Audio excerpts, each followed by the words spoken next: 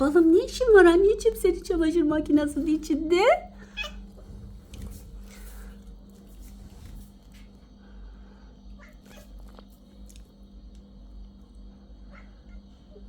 Allah Allah.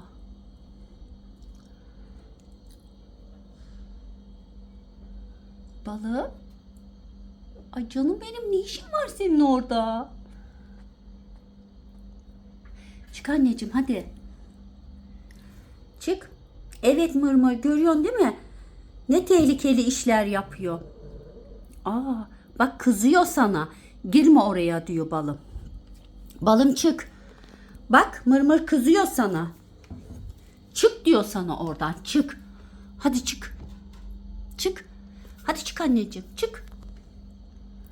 Çık hadi. Balım çık. Balım çık anneciğim, çık. Aferin.